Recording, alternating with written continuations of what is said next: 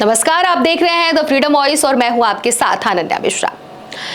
प्रयागराज के एक इलाके में इस नीले रंग की होर्डिंग ने तहलका मचा दिया है और तहलका अब जोरों शोरों से तब और ज्यादा शुरू हो गया जब ये बात सामने आई कि भारतीय जनता पार्टी को पूजा पाल जोर का झटका दे सकती है। जो पूजा पाल समाजवादी पार्टी से निष्कासित होती हैं योगी आदित्यनाथ की तारीफ के बाद, उसके पहले वो क्रॉस वोटिंग करती हैं और ये मामला शुरू होता है क्रॉस वोटिंग से। क्रॉस वोटिंग, उसके बाद से योगी आदित्यनाथ की तारीफ भरे सदन में, उसके बाद से समाजवादी पार्टी से निष्कासित और अब नीले रंग की होर्डिंग पर उनका तस्वीर। ये नीला रंग है बीएसपी पार्टी यानी कि मायावती जी की पार्टी के बोर्ड पर उनकी तस्वीर लगी रहती है और ये इशारा कर रही है कि ये तस्वीर कि अब भारतीय जनता पार्टी में शामिल नहीं होंगी पूजा पाल। हो सकता है कि वो अपने पुराने पार्टी यानी कि पुराने घर वापस लौट सकती हैं। वो कहा जाता है कि शाम का भूला अगर सुबह को लौट कर आ जाए तो उसे भूला नहीं कहते हैं,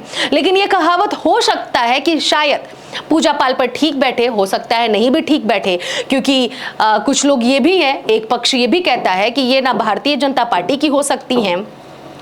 ना समाजवादी पार्टी की हुई और ना ही बहुजन समाज पार्टी की हुई यानी कि बीएसपी की भी ये नहीं हुई। इनका कारण ही है दर दर भटकने की वजह है पूजा पाल का कि सबसे पहले ये मायावती की पार्टी से निष्कासित होती हैं। उसके पीछे की वजह मायावती की तरफ से या फिर बहुजन समाज पार्टी की तरफ से ये बताया जाता है कि पूजा पाल बहुजन समाज पार्टी को छोड़ने वाली थी, उसके पहले ही मायावती इन्होंने बाहर का दरवाजा खोलकर बाहर निकाल दिया। अब जब वो समाजवादी पार्टी में शामिल होती हैं तो क्रॉस वोटिंग करती हैं, उसके बाद से भरे सदन में सीएम योगी आदित्यनाथ की तारीफ करते हैं, उसके बाद से समाजवादी पार्टी भी इन्हें बाहर का रास्ता दिखा देती है। अब जब वो भारतीय जनता पार्टी के बड़े बड़े नेताओं से मिलती हैं, भारतीय जनता पार्टी के पक्ष में बातें रखती हैं, मुख्यमंत्री योगी आदित्यनाथ से मिलती हैं, यहां तक कि उत्तर प्रदेश के डिप्टी सीएम यानी कि केशव प्रसाद मौर्य से भी मिलती हैं, तस्वीरें वायरल होती हैं, चर्चाएं जोरों शोरों से होने लगती हैं और ये हलचल राजनीति गलियारों में तेज हो जाती है कि पूजा पाल भारतीय जनता पार्टी में मंत्री से लेकर विधायक तक किसी भी पद पर वो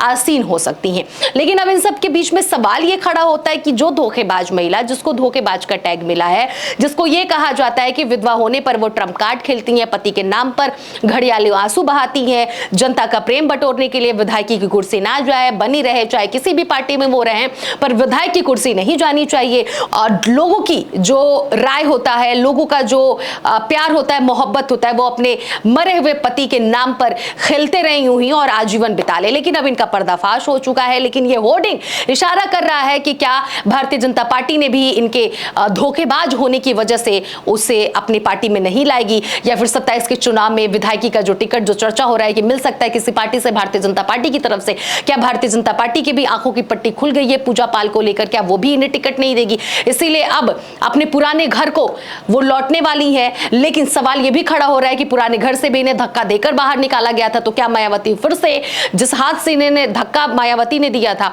उसी हाथ से वापस पूजा पाल को अपने घर ला रही हैं? क्या है पूरी खबर? आगे जो भी अपडेट होगी आपको एक एक करके हम देंगे। लेकिन फिलहाल जो ये होर्डिंग प्रयागराज के इलाके में जो लगी हुई है और देखने को पूरी जनता को मिल रही है, इससे ये कयास और हलचल तेज हो गई कि पूजा पाल अपने पुराने घर वापस लौट सकती है। और इसके साथ ही साथ चर्चा ये भी हो रही है कि भारतीय जनता पार्टी की आंखों की पट्टी खुल गई है कि पूजा पाल धोखेबाज है, इन्हें अपनी पार्टी में शामिल करना भारतीय जनता पार्टी के लिए नुकसान साबित हो सकता है। फिलहाल